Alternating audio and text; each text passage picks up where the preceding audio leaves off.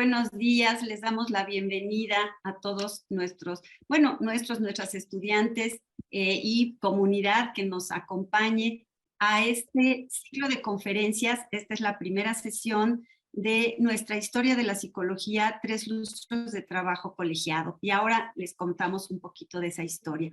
Pero antes que nada quiero agradecer, pues por una parte al proyecto PAPIT IN 401222, con el que varios de nosotros participamos y hacemos una serie de actividades, incluyendo esta. También al apoyo que tenemos de la División del Sistema de Universidad Abierta, con la maestra Karina Torres, con la maestra Gaby Villarreal, con el ingeniero Jorge Gold, y al Departamento de Publicaciones de la Facultad, con nuestra querida Claudia, que también siempre nos apoya con difusión, con el bonito cartel que ustedes espero hayan visto. Solo quiero brevemente mencionar, porque este título de 3 lustros de trabajo colegiado, y es que estas actividades las hemos venido realizando, estas conferencias las hemos venido realizando desde estamos cumpliendo 15 años. No quisimos bailar vals ni poner chambelanes ni nada de esto, pero sí queremos festejar y compartirles a ustedes el trabajo que una serie pues de profesores han ido participando. Algunos ya no participan, otros continúan y están aquí desde hace 15 años, afortunadamente.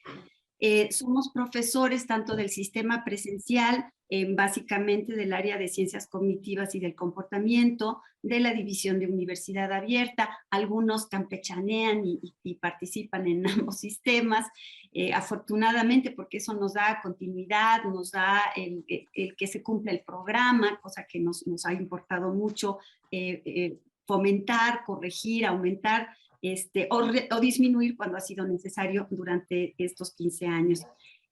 Nosotros, digamos que tenemos esta pues, expresión hoy de mucho júbilo de estar cumpliendo 15 años con esta primera sesión donde hablarán 3 de nuestros profesores de las distintas tradiciones en las que está organizado el programa, y tendremos una segunda sesión la próxima semana, el miércoles 19. Los invitamos por este mismo canal para que nos acompañen. Esa sesión será a las 5 de la tarde. Y tendremos otras participaciones y hablaremos de otras tradiciones. Tengo el gusto entonces de dejarlos con la licenciada Blanca Reguero, que es nuestra excelente moderadora y que nos acompaña en el seminario y en muchas de nuestras actividades. Blanca, adelante, muchas gracias. Gracias, maestra Soraya, doctora Soraya, perdón. Buenos días, me da gusto estar en esta mesa. Gracias a las y los compañeras que nos acompañan en YouTube. Gracias al ingeniero Wall. Para mí es un placer estar en esta mesa con el doctor Germán, la maestra Yola, el maestro Daniel y obviamente con la doctora Soraya, quien es la persona que nos ha guiado durante todos estos 15 años y que para mí es un gran regocijo. Como ella comenta, este es un ciclo de conferencias, nuestra historia de la psicología, 3 lustros de trabajo colegiado.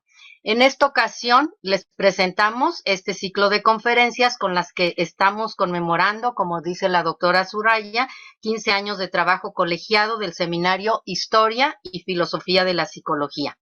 A lo largo de estos 15 años hemos abordado un conjunto de temas relevantes para la visión de la psicología, con la que se busca formar al alumnado de la Facultad de Psicología.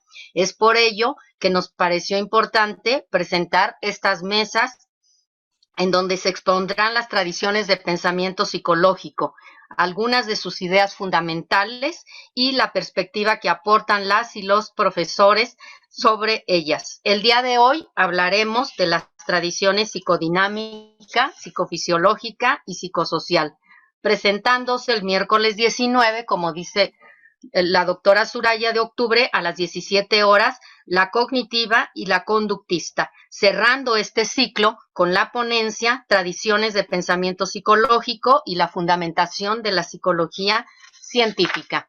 Esperamos que este ciclo de conferencias sea un reconocimiento a la importancia de la historia y la filosofía de la psicología para la construcción de la disciplina, al mismo tiempo que sirvan para complementar la formación del alumnado y dotarlos de bases para la discusión.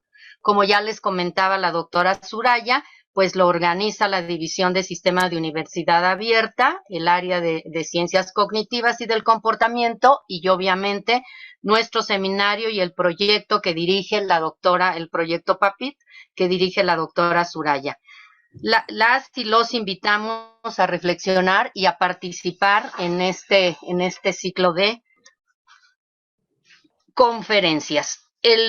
Tengo el agrado de presentar primero al maestro Daniel Romero Andrade. Él es profesor de asignatura ordinario A en la Facultad de Psicología de la UNAM, es licenciado en Psicología por la Facultad, maestro en Ciencias Sociales y Humanidades por la Universidad Autónoma Metropolitana. A nivel profesional se ha desempeñado en la atención a grupos vulnerables, ha trabajado con distintos colectivos que atienden a comunidades que sufren de violencia en el Estado de México y en el sistema penitenciario con adolescentes en conflicto con la ley. Dentro de la investigación se dedica a temas relacionados con la construcción de la identidad y los modos de subjetivación en la filosofía de Hegel y el postestructuralismo. En esta ocasión, el maestro Daniel Romero nos hablará de la fisiología nerviosa a la tradición de pensamiento psicobiológica. Gracias y le damos la palabra al maestro Daniel. Muchas gracias, Blanquita, muchas gracias a Suraya y a todos los que están aquí participando con nosotros. Me da mucho gusto inaugurar este ciclo de conferencias. La verdad es que yo no estoy en la materia de historia de la psicología, pero es una materia que me gusta mucho y que en algún momento, si se pudiera y si la vida así lo determina, me gustaría darla. Claro que sí. Y aunque también debo de decir que mi área de experiencia está mucho más enfocada a la psicología social y a la filosofía, pues me parece que la historia de la psicología es fundamental en un montón de maneras, ¿no? En un montón de maneras que a veces no acabamos de reflexionar, en el sentido de que difícilmente nos ponemos a pensar qué tanto de nuestras raíces históricas determinan pues básicamente nuestro modo de ser contemporáneo y actual, ¿no? Y entonces cuando a mí me plantearon hacer esta ponencia, que además estoy muy feliz porque estoy compartiendo escenario con muchas eminencias de la facultad con las que muchas veces en la vida seguramente habría querido compartir escenario, la doctora Suraya me hizo favor de pasarme un poco de su material con el que ellos trabajan y justamente de ese material que me parece muy interesante, retomo las dos citas con las que empiezan el trabajo, ¿no? Que son dos citas, pues digamos, pues muy sucintas, pero al mismo tiempo que nos regresan a una idea fundamental, y es que dentro del campo de estudio de la psicología, la fisiología siempre ha estado ahí para servir a anclar estos temas que de repente pueden parecer o pueden entenderse dentro del espectro de lo metafísico, como la conciencia, como el pensamiento, como la mente, y nos sirve para anclarlo de alguna manera a un objeto material que va a ser el cuerpo, ¿no? Y entonces la relación entre la conciencia y el cuerpo es una relación que tiene estudiándose y pensándose, pues digamos, toda la historia del pensamiento occidental, si no es que mucho más atrás. Y claro está, al momento de definir a la psicología como una disciplina científica, principalmente por allá del siglo XIX, cuando teníamos todo este proceso de estructuración y de definición de las, por así decirlo, de los cánones que después iban a ser el rigor universitario, iban a ser la universidad como este espacio de pensamiento, pero al mismo tiempo como este espacio de construcción social de las estructuras sociales de los países y de los estados que le apostaban a las universidades, pues de alguna manera la definición y la subdeterminación de disciplinas pues iba de la mano de la capacidad de tener pues justamente estos anclajes con materialidades que permitían de alguna manera pues poder hacer este pensamiento experimental, ¿no? Este pensamiento experimental positivista. De hecho, la psicofisiología en una entrada o en un momento primero, pues era una psicología experimental, o básicamente era la psicología experimental. Sin embargo, los debates de lo psicofisiológico pues no empiezan ahí, y a mí me gustaría retomar justamente pensando en ese momento fundacional de la psicofisiología, que hoy en día ha devenido a psicología biológica o neurociencias o las bases biológicas de la conducta. Es decir, hay un montón de denominaciones que tienen que ver con este momento fundacional, o por lo menos para mí, a mí me lo parece, ¿no? Y ¿cuáles van a ser? Y la cosa es que en este momento fundacional se ponen dos ideas en juego, ¿no? Dos ideas bien claras. Una que va a venir directamente del pensamiento alemán, y que además pues tiene por ahí sus que veres con la fundación o con esta estructura fundacional del laboratorio experimental de Wundt, y la otra que tiene que ver con una corriente que es un poco más inglesa y que tiene que ver con el evolucionismo y con la biología como fundamento, ¿no? Y quiero hacer esta diferenciación bien clara, porque el pensamiento alemán pues de alguna manera tenía ahí sus debates, ¿no? Tenía sus roces importantes con el pensamiento inglés, y entonces las líneas de investigación que salen de las dos estructuras, pues son bastante diferenciables. Yo creo que son bastante diferenciables. Tomando en cuenta pues que el pensamiento alemán todavía tenía una apuesta por la conciencia que venía arrastrada, digamos, por el movimiento de la creación de Universidad de Humboldt y por los fundamentos de la teoría hegeliana que pues de alguna manera estaban en ciernes en el siglo XIX, ¿no? Mientras que por otro lado, digamos que en la escuela inglesa, mucho más pragmática, por decirlo de alguna manera, pues la investigación ya estaba determinada pues a buscar estas estructuras de alguna manera biológicas que le permiten al humano adaptarse. Y las dos tienen que ver, claro, con el cuerpo, pero al mismo tiempo tienen que ver con lo psicológico. Y quiero que no se pierda este centro, porque si perdemos este centro, a veces pensamos justamente que la fisiología domina a las estructuras psicológicas, y me parece que no es así, ¿no? Me parece que no es así en muchos sentidos, ¿no? De alguna manera, si regresamos al principio o a las ideas de las que parten estos conflictos, pues siempre tendríamos que retomar a las posturas cartesianas y principalmente a este dualismo, ¿no? Este dualismo que se plantea, donde por primera vez, bueno, no por primera vez, pero por primera vez dentro de lo que se podría llamar el pensamiento moderno, pues nos aparece o se aparece de enfrente de nosotros pues la necesidad de identificar de identificar qué es lo que hace el cuerpo y qué es lo que hace aquello que no es cuerpo, ¿no? Es decir, el cuerpo como esta especie de máquina motora, digamos, y la diferenciación con lo que se va a llamar el aparato psíquico, pues que va a ser lo que le va a dar intencionalidad al cuerpo. Y ahí va a venir la gran diferencia entre lo meramente material, corporal, y es que la gran diferencia es que no encuentra esta intencionalidad, ¿no? De alguna manera, cuando Descartes plantea este movimiento de los espíritus animales por los conductos que van a ser los nervios, pues va a decir que va a ser la mente la que le da movimiento a la glándula pineal para que estos espíritus animales pues se determinen de alguna manera.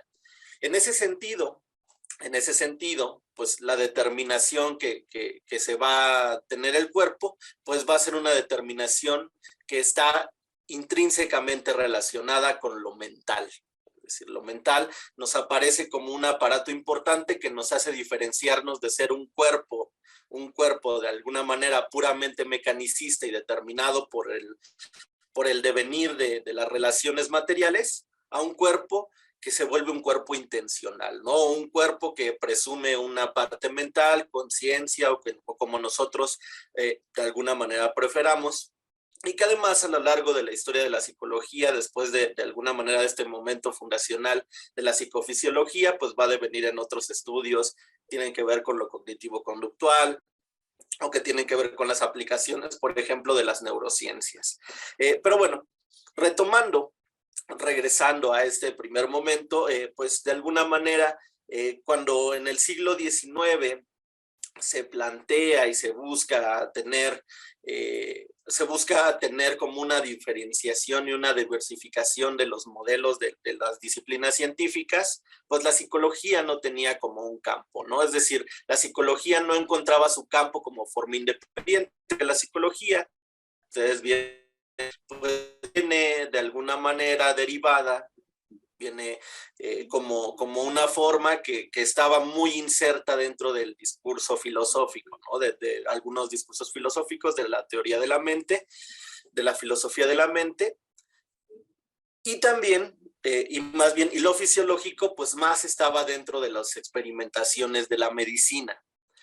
Entonces, pues de alguna manera teníamos a gente que estudiaba el cuerpo y teníamos a gente que estudiaba la mente, ¿no? Y de ahí, pues que los maestros, por ejemplo, de Wundt, como Helmholtz, como Fechner, de alguna manera, Wundt va a retomar estas ideas y va a decir, ¿por qué no hacer un campo de la psicología en la que estos fenómenos de la mente sean justificados por la vía de entrada de la experiencia que va a ser el cuerpo, ¿no? Y entonces de ahí es que el laboratorio wundtiano pues empieza a trabajar, o uno de los primeros grandes temas de Wundt, que va a ser un tema heredado y que va a ser uno de los temas además de la primera psicología más importantes, pues va a ser la percepción, ¿no? Es decir, cómo es que nosotros, nuestro aparato físico nos permite acercarnos al medio ambiente, pero cómo esa percepción al mismo tiempo está sobredeterminada o está subdeterminada por las capacidades que tiene nuestro aparato psíquico, ¿no? Y entonces la percepción se vuelve un gran tema de entrada para la psicofisiología, en la medida, pues, en que está reuniendo los dos, ¿no? Es decir, nuestras capacidades físicas nos limitan, pero también nuestras capacidades cognitivas nos limitan, ¿no? Y eso va a hacer que el humano tenga una manera de entender el mundo sumamente particular. Pero fíjense, y estoy haciendo mucho énfasis en la percepción, porque la percepción dentro del pensamiento alemán, pues todavía puede aparecernos pues como un pensamiento de la conciencia, ¿no? Es decir, como un pensamiento que nos está hablando de este aparato implícito de la conciencia, a la que los alemanes pues van a tener mucho deseo de trabajar, ¿no? Es decir, de trabajar en muchos sentidos particulares, ¿no? Y por otro lado, la escuela inglesa pues nos va a presentar pues otro tema, ¿no? ¿Y cuál va a ser el tema? Pues el tema va a ser la adaptación, ¿no? Que va a entrar justamente con Galton, que es el primo de Darwin, y que nos va a presentar pues que lo biológico, más allá de estar determinado por la conciencia, tiene una capacidad fundamental de determinar el proceso de determinación de la conciencia, en la medida en que nosotros somos organismos que pertenecemos a un medio, y entonces nuestras acciones y nuestros procesos psicológicos van a ser derivados de un proceso adaptativo, ¿no? Entonces, para entender por qué los humanos de alguna manera pensamos como pensamos, pues tendremos que ver y pensar cuáles han sido estos factores biológicos que se han adaptado al medio para permitir nuestra supervivencia como especie. Y entonces, ¿cómo eso pues se plasma en un cuerpo, ¿no?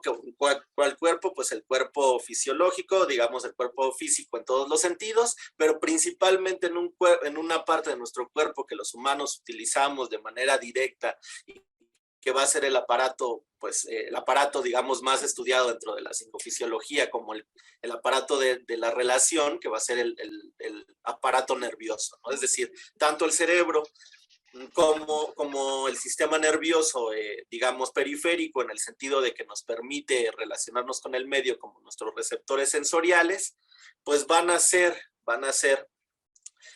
pues justamente transformados, modificados por la adaptación. Y entonces... Dani, si me hace favor, tenemos solo 10 minutos y después preferimos, cuando haya preguntas, continuar con el tema. Si me hace claro un favor. Que sí. Entonces solo quiero cerrar con esto. Y voy a cerrar con una cosa súper breve para dejar que todos tengan tiempo suficiente.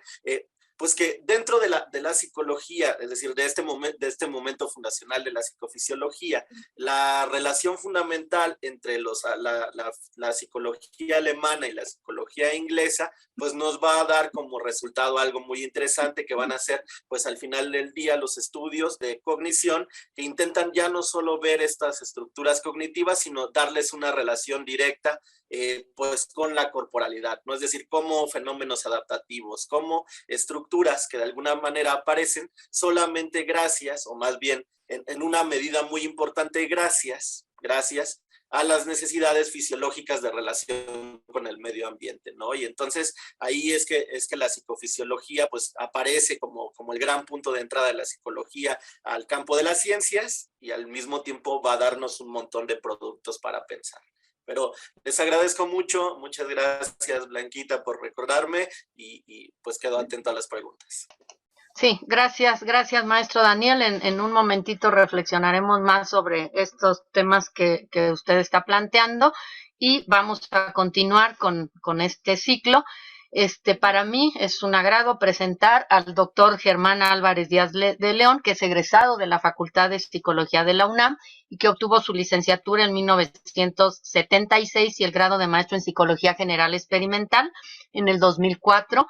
Doctor en Humanidades con mención honorífica en el 2007 por la Universidad Latinoamericana. Es profesor titular B de tiempo completo definitivo en nuestra facultad y cuenta con 49 años de antigüedad docente en la UNAM. Es integrante desde hace 17 años del proyecto de investigación PAPID, que mencionábamos la doctora Soraya y yo hace un momento, y actualmente es director general de orientación y atención educativa en nuestra universidad.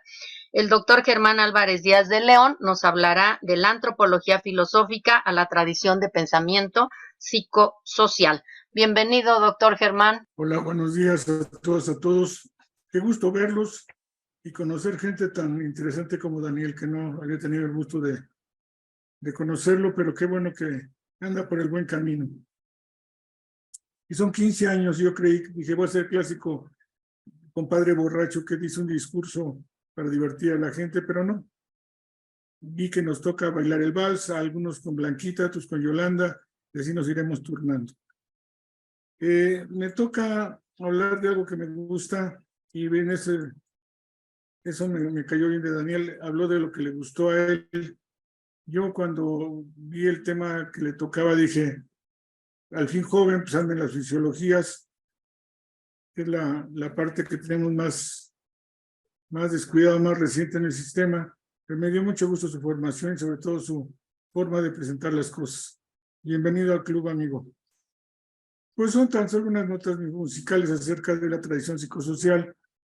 Lo primero que hay que aclarar, porque costó mucho problema, sobre todo a Soraya, es hacerle entender a los positivistas de posgrado, bueno, ahí también en licenciatura bastantes, el tema de que es una tradición. Se oponían al término porque como son modernos, lo tradicional pues sonaba añejo y fuchi, éramos modernos. Los psicólogos somos expertos en andarnos volando cosas de otros lados. Un tiempo recurrimos a paradigma y cuando vino el cambio curricular se recurrió a un término sociológico de la UDAN, que es de tradición de pensamiento. Una tradición de investigación es un conjunto de presuposiciones generales acerca de las entidades y procesos en un área de estudio y acerca de los métodos y técnicas apropiadas para realizar investigación y construir teorías en el mismo área. Tenemos 15 años tratando de entender cosas también en el seminario, si es válido esto de tradición, porque ¿cómo le hacemos para gente que piensa diferente, pero anda en lo mismo? Y me refiero a los que llamamos psicoanalistas o conductistas o cognitivos. Pues finalmente lo que hacen es tener un posicionamiento desde el cual su tradición les dice qué es lo que hay que estudiar y cómo hay que hacerlo y cómo hay que explicar. No es sencillo. Cuando se mete uno con los cognitivos es la locura. Piaget, Vygotsky, procesamiento, etcétera. Hay pues el recurso fácil de estudiar la mente.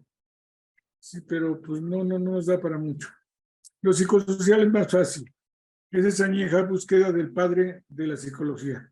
La madre sabemos que fue la filosofía, pero el padre pues siempre ha estado en discusión, aunque varios digan que son nuestro padre. Por ejemplo, aquí en este triptiquito están algunos y sobran otros.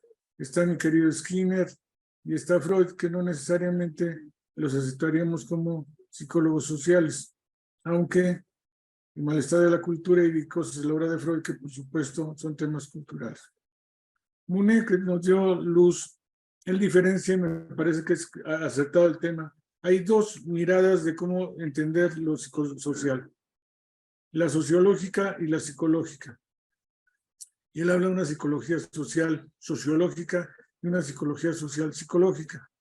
Y esto tiene que ver con la paternidad y cuando empezamos a reconocer papás y cuando empezamos a armar tradiciones. Para Murphy, por ejemplo, que es un historiador, Hobbes en el 17, otros le dan el pase. Hay una obra que es importante de psicología de los pueblos de Lazarus. Y yo tomo parte de lo que decía Daniel. Nos parece, y me ha logrado convencer Soraya, que es convincente, de que hablar de psicología antes del 19 es medio complicado. Las psicologías en plural o en singular, es a partir del 19, cuando se trata de establecer el objeto y los métodos de estudio. Y así, pues mucha gente, Dostoyevsky, la literatura, todos hablan de cosas psicológicas. Sin embargo, también creo que hay un consenso de reconocerle a Wundt la audacia de tratar de cambiar el objeto y el método de estudio de la psicología. Él estaba, como bien lo dice Daniel, el sinónimo de científico era ser la fisiología, esta disciplina emergente que develaba con métodos de la ciencia cosas que eran importantes. Kant nos había negado la posibilidad de ser una ciencia, nos ninguneaba. Wundt se escandalizó en Leipzig de Bernard con sus aparatejos, el Club de Toby, porque eran puros hombres en aquella época, llegar con sus aparatejos a hacer demostraciones y ampliar un método que no se había empleado, por cierto, en psicología, que era el método de lo experimental. Así hay dos versiones, una, sobre todo la de, depende uno dónde estudió psicología, si en Europa o en Estados Unidos. Si es en Europa, todo el mundo sabe que empieza en el 19, y hay autores que son fundamentales para la psicología social y para las ciencias sociales. Sin embargo, psicología social, psicológica, se reconoce a McDougall y a Rose como los iniciadores de la psicología psicosocial. En 1908 tienen la coincidencia de publicar dos obras que llaman así, Psicología Social. Y es hacer una omisión de todo el antecedente que tiene la psicología en la obra de los grandes pensadores de lo social y que problematizaron temas como la psicología de los pueblos, la psicología colectiva, y que Pablo Fernández, que es nuestro genio local, lo ha descrito correctamente. Yo me encontré un esquemita que me ha servido mucho para mis clases. Este viene en un libro de Tortosa, que se llama Una historia de la psicología moderna, y nos habla de dos ejes que son el epistemológico, que va racionalismo e empirismo, y el ontológico de idealismo e materialismo. Podemos legítimamente localizar cualquier teoría en alguno de estos cuadrantes. Y sirve mucho, y es un ejercicio que hago con los alumnos, porque pareciera que es una grosería hoy en estos tiempos de corrección política, decir que eres positivista, o que algo es positivista, o algo es racionalista, y no tienen la menor idea de lo que están hablando. O los matrimonios fáciles, por conveniencia. Vamos a quitarle la lucha de clases a Marx y el sexo a Freud y armamos una teoría. Toda esta cuestión, no me cansaré de decirlo, atrás de cualquier teoría psicológica hay una posición epistemológica y es importante conocerla, es interesante saberla para saber esta idea de por qué lo estamos metiendo en tradiciones, por qué no obstante su diversidad es legítimo esta maroma tártara que hicieron los que armaron el currículum en 2008 de usar el término tradición de pensamiento para aglutinar en las grandes formas de hacer la psicología, de plantear los problemas y estudiarlos, a la parte psicofisiológica, a la parte cognitiva, a la parte conductual, a la parte social. Me parece que eso fue legítimo. Sin embargo, ya impresioné a alguien con mi discurso.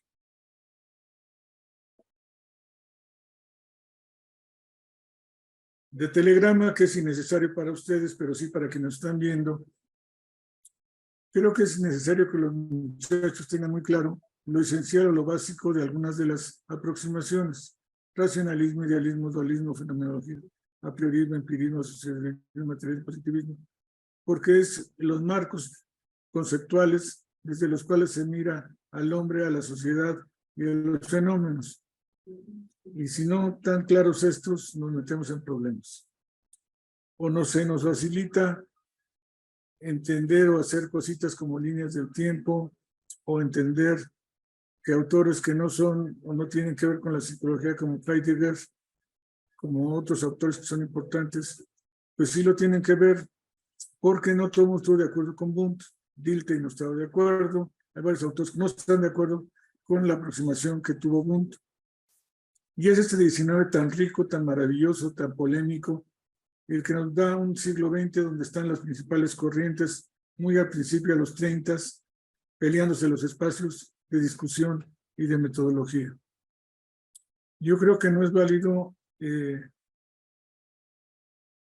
hablar de psicología en abstracto. Por ejemplo, doy aquí el ejemplo de psicología social comunitaria, porque podemos ejemplificarla con una serie de teorías que no necesariamente son psicológicas: teoría general de sistemas, interaccionismo simbólico, representaciones sociales, etcétera, que dan el cuerpo moderno contemporáneo de explicaciones en psicología social y en sociología y en muchas disciplinas. Compartimos, a mí me interesa la criminología, compartimos autores, y entonces estos autores vienen desde el 19 abriendo luz, y es ese Wundt que no nos han enseñado.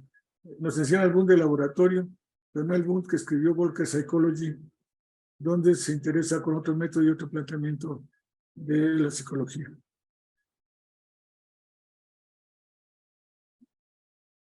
Es un pequeño homenaje a mis favoritos, los nerds.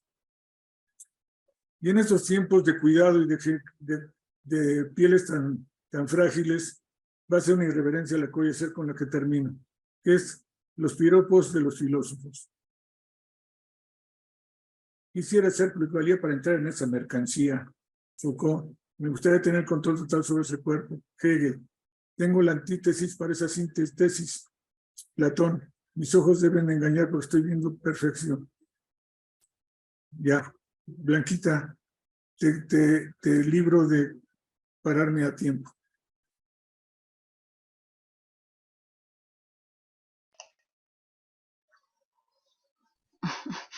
Gracias, doctor Germán. Le agradecemos su presentación. El doctor Germán siempre con este tipo de presentaciones que nos ilustran tanto, y que además yo tengo una admiración muy grande para él, porque nunca sé cómo hace estas cosas tan maravillosas a partir del trabajo de presentarlo, ¿no? Pero muchas gracias, doctor Germán. 50 años de andarle dando aquí, mija, aprendí uno.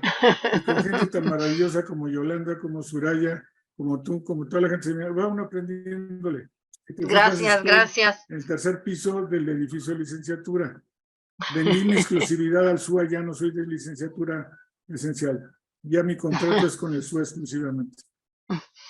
Pues, pero bueno, qué bueno que nos sigue apoyando también en presencial, doctor Germán, porque eso es muy importante. Muchas gracias. Vamos a partir de un momentito, empezar a discutir estas cosas que han aportado tanto el maestro Daniel como el doctor Germán. Seguimos con la maestra Yola Bernal Álvarez.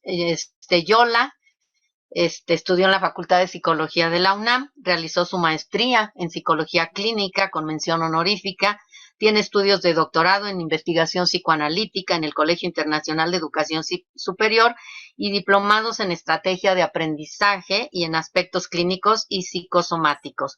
Es profesora titulara de tiempo completo definitiva, con más de 45 años de antigüedad docente en la UNAM, y ha dirigido más de 100 trabajos para la titulación. Tiene publicaciones, ponencias y conferencias a nivel nacional e internacional y ha sido responsable y colaboradora del proyecto PAPIME, PAPIT, e imparte las asignaturas de Historia y Filosofía de la Psicología y en el área de Psicología Educativa. La maestra Bernal nos hablará ahora de la visión subjetiva de lo psíquico a la tradición de pensamiento psicodinámica. Bienvenida, Yola. Muchas gracias. Perdón, no había activado el micrófono. Pues muchas gracias, Blanquita, y muchas gracias a todas las compañeras, compañeros y a quienes nos acompañan.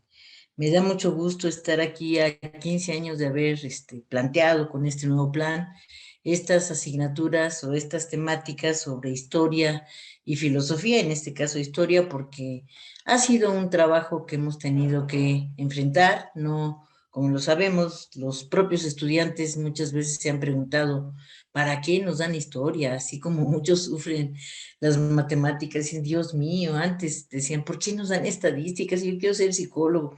Ahora nos han dicho, bueno, pero ahora, ¿por qué tienen que darnos historia o filosofía? Oigan, no, yo ya quiero mi diván, ya quiero mis pacientes, no me compliquen la vida. Y para nosotros es de trascendental importancia estas materias, así que voy a tratar de abordar algunos aspectos generales. Iniciaré con lo referente a el porqué de la historia. Si me hace el favor el ingeniero Gold de iniciar las presentaciones. Ok. Muy bien, pues la que sigue, por favor. Comentaba que yo las puedo cambiar o él me las cambia, no lo sé.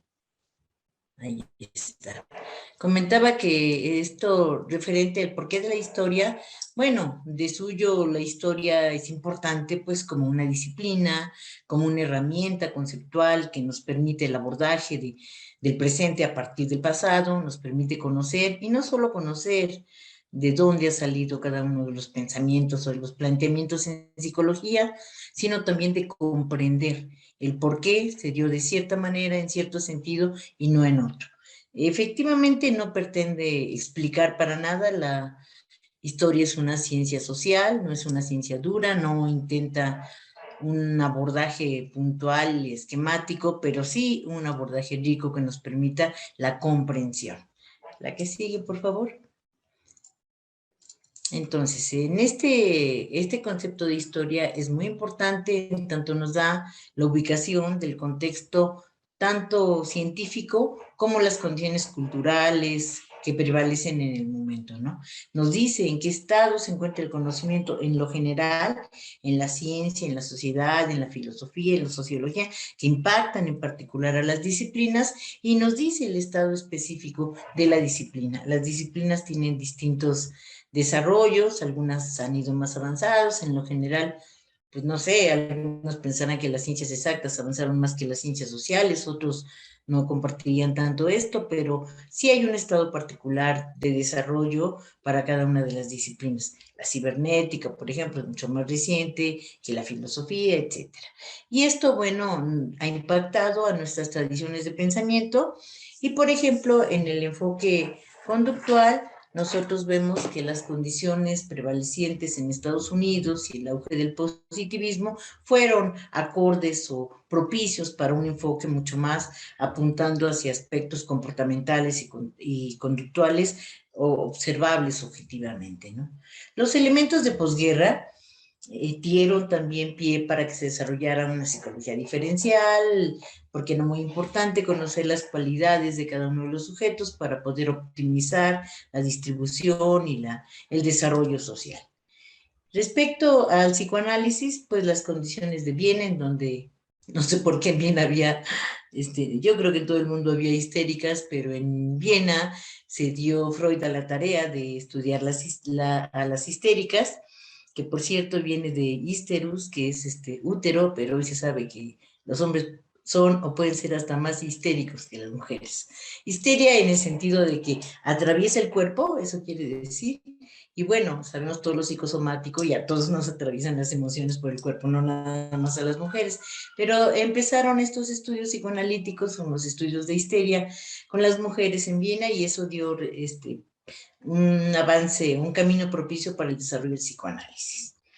Respecto a la psicología cognitiva, en la Rusia, donde lo sociocultural, porque acaban de pasar acontecimientos sumamente importantes social y culturalmente, entonces eso propició el desarrollo del planteamiento del estudio de los aspectos cognitivos a los cuales se abordó Vygotsky.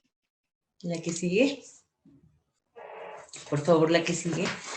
Bueno, entonces, podemos decir que la historia, aparte de esto, también nos permite integrar elementos que aparentemente están en oposición. Siempre hemos tenido y tenemos todavía la discusión de hasta dónde está lo objetivo y hasta dónde es lo subjetivo. Sabemos que no hay nada objetivo que no venga con una subjetividad, nada que se exprese y que no salga de nuestra subjetividad, ni nada subjetivo que no haya tenido que ver pues, con la información que tenemos, ¿no? Que individuo y sociedad no pueden estar separados, los individuos conforman sociedades y las sociedades están conformadas por individuos. Que si somos resultado de la razón o la experiencia, ya hemos tenido incluso una sesión particular para ello y vemos que no existe ningún polo que pueda excluir al otro, no son elementos que se ensamblan, se entretejen, probablemente en determinadas circunstancias habrá predominio de alguno, pero nunca podrá estar la ausencia del otro. Respecto a nuestra psicología, tenemos, algunos todavía creen en esta discusión de que si la psicología es una ciencia natural o una ciencia social. Sabemos que pues es ambas cosas, tiene su impacto y su alimentación de los dos elementos. La que sigue, por favor, ingeniero. Y vamos a ver ahora la parte que revisan nuestros alumnos en esta historia, en esta materia de historia, que es la tradición psicodinámica. Esta tradición se caracteriza porque rescata aspectos subjetivos de lo psíquico que hasta ese momento no habían sido tan abordados, digamos, directamente en la psicología. Se opone a una interpretación mecanicista y está conformada por 3 modelos, que es el modelo humanista, el modelo sistémico y el modelo psicoanalítica, que no es propiamente un modelo, pero por el enfoque psicoanalítico. La que sigue. Y en esta tradición psicodinámica, pues tiene sus antecedentes filosóficos en una visión racionalista, la importancia del pensamiento y el sujeto, el existencialismo. Entonces es un modelo que se considera humanista existencialista, considera al ser humano como un ser intencional y creativo, como un ser consciente. También, como parte de la tradición psicodinámica, sabemos que está el enfoque psicoanalítico que, aparte de que considera al ser humano consciente, vamos a precisar que lo considera básicamente inconsciente, que hay mucho más del inconsciente que nos impacta de lo que nosotros sabemos y podemos incluso reconocer. Hay una parte, llegando a los extremos, ciertas posturas que dicen que hay una parte del inconsciente a la cual no tenemos acceso ni lo podríamos tener. Se considera que el ser humano rechaza, no el ser humano, esta postura rechaza una explicación mecanicista para el abordaje de lo humano. Considera pues a la naturaleza humana con su expresión en atributos, genera atributos o características de los humanos, pero también genera problemas existenciales. Y bueno, dice que los factores sociales y culturales influyen, pero no son determinantes. Siempre trata de abordar a lo que sucede en el interior del sujeto. No desconoce lo cultural y lo social, pero trata de ir más a la parte subjetiva. La siguiente, por favor. El modelo sistémico, que es el segundo modelo que conforma esta tradición y que abordan nuestros estudiantes, tiene sus antecedentes en una filosofía más de corte biológico, cibernético, la teoría de los juegos, por esta interconexión que existe en todos los elementos que están en juego en cualquier proceso, ¿no? Entonces da gran importancia al contexto en el que se desarrolla el sujeto y como para explicar o abordar los problemas que el sujeto aborda, ¿no? Dice que todo tipo de problemas pues tienen sus orígenes, pero y además tienen orígenes, tienen causas y impactan nuestro comportamiento. Le da gran importancia a una percepción global, así abarcadora de todos los elementos que están participando en una problemática familiar, social, individual, lo que sea. Todo problema individual lo abordaría a partir de toda la situación que rodea al sujeto, la familia, el espacio, todo lo que lo rodea. Entonces hace un análisis de las interacciones de todos estos elementos y los efectos en el sujeto. La siguiente, por favor. El modelo psicoanalítico, que como dijimos, pues, como que para nada les gustaría a los psicoanalistas puros, radicales, que los hay, que les llamarán modelo, no sé, ¿qué es eso el modelo? Modelo es para las ciencias exactas, o sea, ni al caso, o sea, nada, ni siquiera nos interesa si nos consideran ciencia o no nos consideran ciencia, ¿qué me importa? O sea, lo que yo hago se llama teoría del sujeto y es una ciencia del saber del sujeto. O sea, cuando alguien va a una terapia psicoanalítica, él no esperará, o aunque lo espere, el psicoanalista no le va a decir nada con respecto a qué hacer o qué no hacer, simplemente usted viene aquí a saber de usted, y después de que usted sepa de sí, pues hágale como quiera, ¿no? O sea, yo no le voy a decir ni qué haga ni qué no haga, es una ciencia del saber, es un saber del propio sujeto para consigo mismo. Y aquí, en este planteamiento, en este enfoque, la noción de historia cobra radical importancia. O sea, somos absolutamente resultado de la historia.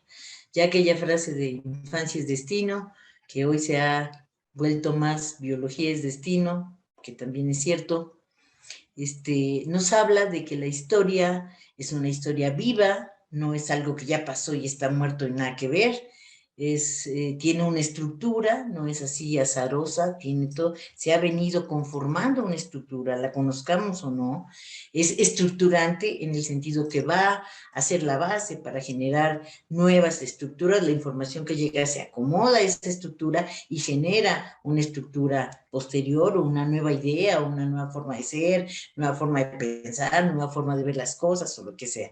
En ese sentido es una historia transformable en sí misma y transformable del sujeto. Está en permanente movimiento y en constante construcción. O sea, es una historia que no es la visión clásica de la historia y el pasado, sí es una visión viva de la historia, ¿no? En donde pasado, presente y futuro están interconectados y no se pueden separar. Todo lo que ha pasado, aunque está impactando el presente, todo el presente también impacta el pasado. Todas mis nuevas experiencias hacen que yo vea lo que pasó de otra manera. Puedo reconstruir, transformar, desbaratar, rehacer, reinterpretar, desdibujar, reacomodar todo lo que pasó. Y también esta postura que yo tenga ahora en el presente va a permitirme construir el futuro. Pero ese futuro también va a impactar hasta el pasado. Si yo tengo un plan, un proyecto en donde algo de mi pasado me resulta medio incómodo, pues lo puedo hacer de la vez. Si yo era a lo mejor un poco desordenada, pero ahora que yo me estoy metiendo en un proyecto tan ordenado, en realidad no era tanto bueno, digo, pues porque además tenía todas las condiciones para hacerlo y uno puede reinterpretar este futuro, esta perspectiva me va a dar una lectura diferente de ese pasado. En ese sentido, el futuro va a transformar el pasado. O sea, no hay nada que sea inamovible. El psicoanálisis es, como dijimos, una historia fundamental prospectiva para construir una posibilidad de reconstrucción subjetiva, de reacomodación y de reorganización. Yola, tiempo. Ya voy a terminar en 2 segundos, digo en 3. Perdón. Este modelo psicoanalítico, perdón, la que sigue, ingeniero, por favor, que ya nos habla de la historia de la constitución del sujeto, en donde solamente precisa que nos nacemos organismo y nos volvemos sujeto a partir de los otros. Y la siguiente, por favor, que ese sujeto es construido a partir de la madre, del inconsciente de la madre, de las ideas que tenía la madre sobre ser madre, tener hijos, lo querían o lo que quieran. Entonces eso da como resultado una determinada afectividad. Pero la siguiente, por favor, vemos que la historia pues tiene un carácter. Esto es muy importante, no solamente ontológico, sino antropológico como sujetos, sociológico en nuestro espacio social y genealógico, porque tienen que ver todas nuestras generaciones pasadas. Finalmente, las conclusiones nos llevan a decir que la historia tiene una importancia tanto en lo general como en lo particular del sujeto, y conocer la historia de nuestras tradiciones nos permite acercarnos a ellas a partir de una visión crítica, analítica, y que nos permita ideas productivas, no solamente de reproducir lo que nos van diciendo los autores, sino yo qué pienso de eso, entendiendo por qué surgió así y no de otra manera. Eso nos permite contestar a nuestros alumnos esto que siempre nos plantean de historia, ¿para qué? Muchas gracias, muy amables. ¿Es todo? Gracias, maestra Yola. Agradecemos tu participación. Bueno, vamos a dar pie para ver si existen algunas preguntas. Sin embargo, a mí me gustaría retomar estas cosas que presentaron mis compañeros en estas tres grandes tradiciones de la historia o de la psicología. Se hace énfasis por parte de los tres, solo voy a retomar algunas categorías sobre esta noción tan importante, tan innovadora, que se introduce en el programa de historia de la psicología, como lo mencionaba el maestro Germán, como lo mencionaba Yola, el propio maestro Daniel, y lo mencionó también la doctora Suraya. Esta noción de tradición que es tan importante para poder entender el curso de historia de la psicología y la importancia que tienen estas tradiciones en la formación de las y los psicólogos. Si ustedes se fijaron, hay categorías que encontramos en las tres presentaciones de mis compañeras, compañeros, y es súper importante que entendemos, como lo decía Yola hace un momento, por historia. ¿Qué es la historia realmente? ¿Qué es una tradición? ¿Qué es la epistemología? ¿Qué es la ontología? ¿Qué es la metodología? ¿Qué es toda esta parte? Yo la comentaba ahorita al final. ¿Qué es la antropología misma? Entonces, si ustedes se fijan, hay un hilo conductor en todas estas tradiciones y tendremos oportunidad la próxima semana de terminar con las otras tradiciones, y este enlace que vamos a ver en la presentación de la doctora Suraya, que según el propio nombre de su trabajo, que es un nombre muy ilustrativo, cómo vamos a engarzar todas estas tradiciones y la importancia que tienen en la formación de las y los psicólogos para posteriormente su trabajo profesional. Agradezco a mis compañeras, le pido apoyo a la doctora Suraya, al ingeniero Jorge, por si hay alguna intervención o si la doctora Suraya quisiera hacer también algún comentario. No, muchas gracias, Blanquita. Yo hoy estoy aquí como intermediaria entre nuestros estudiantes, que sí los tenemos aquí en YouTube, y mandan saludos, en fin, pero sí tenemos una pregunta de Joana Moraima García. Ella pregunta, ¿es posible que a través de la historia se pueda suponer una dirección futura hacia donde apunta el desarrollo de la psicología? Y bueno, pues les dejamos esta pregunta por lo pronto. Esperemos que haya algunas más en breve.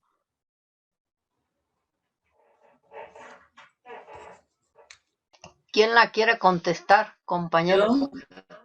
Ay, perdón, ¿quién se ve que dice? Sí, yo. Bueno, yo quiero participar. Bueno, dijimos que la historia no es un evento, no son eventos del pasado solamente, es una historia viva que está jugando permanentemente en su transformación y en su construcción. O sea, pues sí, conocer la historia nos va a permitir una prospectiva también. O sea, si yo sé el devenir y el estado de una disciplina, puedo decir, bueno, la fisiología, por ejemplo, que va tomando tanto auge ahora, uno diría, pues es que la historia tiene elementos para explicar por qué esta parte ha sido un poco descuidada y era necesario retomarla. El propio conocimiento, el avance en lo que sabemos de la psicología, de la filosofía, de la antropología, de la sociología, la problemática social de los humanos que vivimos, nos ha llevado a hacernos planteamientos, preguntas, no solo desde la psicología, también desde la fisiología. Entonces, yo sí creo que la psicología nos permite una construcción propositiva, por así decirlo, de la propia psicología. Y las ciencias en general, pero en este caso, pues de la psicología. Gracias, maestra Yola. Doctor Germán, quisiera ahondar, Daniel. Bueno, si quiere el doctor Germán, si no. Vas.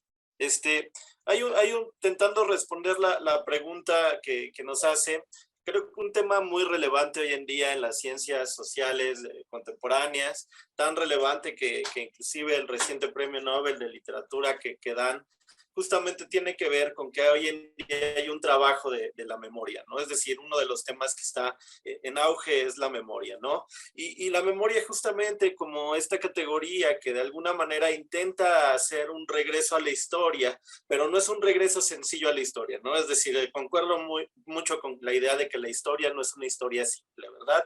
No es una historia como una estructura que se quedó y que podemos regresar a ella, sino que la memoria de alguna manera nos implica una actualización de la historia desde el momento que estamos viviendo. Entonces, ¿cómo leemos la historia? Y esto es algo muy importante, por lo menos para mí, también nos indica cómo podemos pensar lo que sigue, ¿no? Es decir, lo que estamos pensando y lo que estamos intentando resaltar o recordar de quiénes fuimos, nos va a marcar claves que van a posibilitar, de alguna manera, construir la disciplina hacia alguna dirección, ¿no? Es decir, si algo queda olvidado, digamos, me encanta siempre poner este ejemplo, Vygotsky, que estuvo prohibido de alguna manera, que estuvo vetado del discurso de la psicología durante casi 50 años, en el momento en el que surge, en el que resurge gracias a todos estos procesos sociales, nos marcan nuevos caminos, ¿no? Y eso no quiere decir que Vygotsky no estuviera pensando la historia, de hecho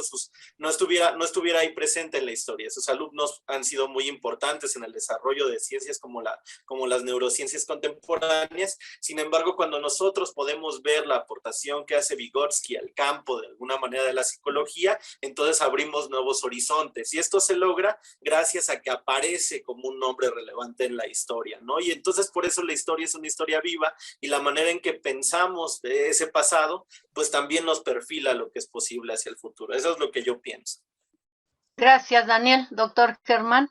Pues yo la respuesta es no sé, porque dudo que tengamos la capacidad de predecir el futuro. Ninguna teoría lo ha hecho, de las que yo conozco, y creo que conozco todas. Ninguna ha logrado con precisión predecir lo que iba a pasar. Sí podemos tener ideas. Por ejemplo, Daniel me recordaba, si ustedes ven cualquier libro de historia de la psicología norteamericano, Piaget no existe. Vygotsky, ¿quién será Vygotsky? En cambio, si estudias en Europa, sí sabes quién es Moscovici, quién es tal. En otro contexto, otras cosas. A mí me parece que tenemos que dejar claro que la psicología sirve limitadamente. No somos ingenieros que transformamos las cosas. Nosotros estamos en el sector servicios. Nuestra aportación a lo social es más limitada. Y lo digo porque el desarrollo de una disciplina interviene no solamente la academia y toda la cuestión de la parafernalia de la investigación, interviene qué necesidades sociales obedece o atiende. La pandemia creo que ha sido un buen baño de realidad para todo el mundo. No sabemos qué hacer. Como no hemos sabido qué hacer en muchas ocasiones. Los temblores nos han agarrado y con lo que teníamos hay que adaptarlo y tal. Pues yo soy muy escéptico de que haya alguna teoría que nos prediga para dónde vamos. Ni siquiera los como Skinner y compañía imaginó la locura de que estamos viviendo actualmente de la revolución cibernética, por ejemplo. Creo que no. o los problemas que a su vez conlleva este tema. Sí creo que nos permite con Ciayola explicar, tratar de describir, explicar realidades concretas, puntuales, y las explicaciones son limitadas. A mí, por ejemplo, siempre me ha sacado ronchas la clasificación que hay en clínica. ¿La clasificación real o la clasificación de los profesores? Lo que los profesores saben hacer, que es las tres grandes áreas, para ellos es la tradición, pues muy respetable.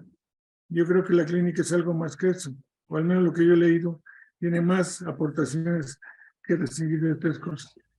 Entonces, creo que son muchos factores los que nos explicarían el porqué de las disciplinas. La historia es importante, es interesante, y nos tropezamos una y otra vez con la misma piedra porque la ignoramos. Damos por obvia lo que dicen los alumnos, ¿para qué historia? No sé si ya pasó. Y resulta que si no entendemos qué pasó, pues vamos a las mismas circulares, creo yo.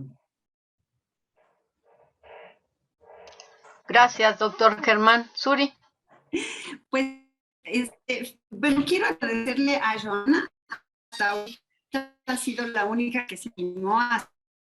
Suri, te estás oyendo un poquito rebotada.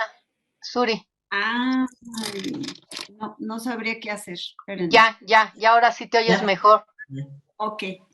Entonces, lo que les comento es que la pregunta de Joana, que se la agradecemos, nos permite ver diferentes puntos de vista y que es parte de lo que a mí me encanta con estas asignaturas de historia y filosofía de la psicología, que ya tendremos ocasión la próxima semana de hablar del vínculo que tienen en el área de formación general.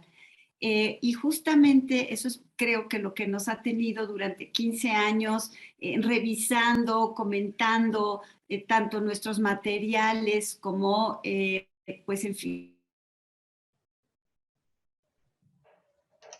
¿Te congelaste, Suri? Ya no te estamos oyendo. Hace frío. ¿Hola? Sí, ya. Bueno. ¡Qué mal! Bueno, muchas gracias, Blanquita. No te está... mucho. La psicología es diferente. Opa. No. Bueno, me quedo aquí, lo comentamos la próxima semana, porque están con mucha variación por lo visto, ¿no? Les dije que no se pelearan con Gold, eso es lo que pasa. Exacto. No, Suri, no tenemos más preguntas, ingeniero Gold. ¿No? Bueno, pues les agradecemos mucho su participación. Para mí es un honor haber estado en esta mesa. Sé que hay muchos temas que se quedan en el tintero. Sin embargo, creo que lo que hoy se hizo es una presentación bien importante del papel que tienen estas materias en la formación de las y los estudiantes de la Facultad de Psicología. Y para mí, como diría Germán, no es que vayamos a bailar nuestros 15 años, pero estos 3 lustros de trabajo colegiado creo que realmente es como un parteaguas en la Facultad de Psicología, porque es la única área hasta el momento, desde la creación de este nuevo currículum, que hemos trabajado durante 15 años.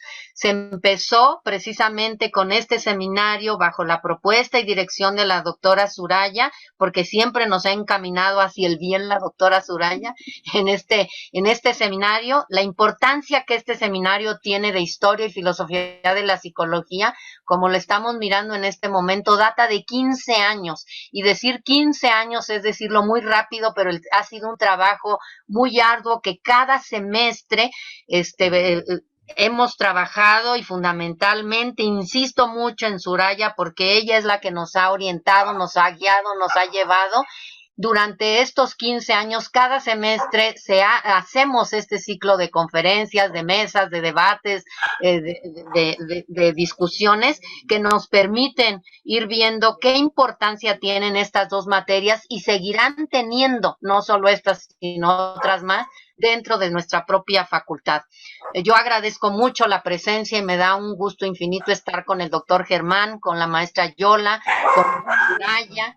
Obviamente me da mucho gusto que Daniel se esté integrando, ojalá que así sea, y bajo todo el apoyo que hemos tenido de las dos divisiones del proyecto de la propia doctora Soraya, o del el proyecto que ha tenido durante tantos años, y que también es un proyecto que nos ha permitido seguir con este seminario. Y obviamente pues el apoyo del doctor Jorge Wolf en la transmisión de este ciclo. Sin embargo, hacemos énfasis en que dentro de el próximo miércoles a las 5 de la tarde tendremos el siguiente ciclo de conferencias, donde veremos pues el pensamiento conductista, donde veremos este enlace que nos dice la doctora Soraya de la tradición del pensamiento psicológico y la fundamentación de la psicología científica, y veremos también esta tradición cognoscitiva. Muchas gracias por su presencia, muchas gracias compañeros que nos acompañan en el YouTube, y bueno, no sé si Suri quiere cerrar con algo o alguno de mis compañeras. Sí, Yo me despido, pero sí les pido que se queden una vez que cierre la transmisión para darle los recaditos de saludos de alumnos que están aquí. Okay. Gracias, Suri. Aquí nos quedamos, y si el doctor Jorge nos hace favor de cerrar la transmisión, pero permitirnos quedarnos unos minutitos a nosotros.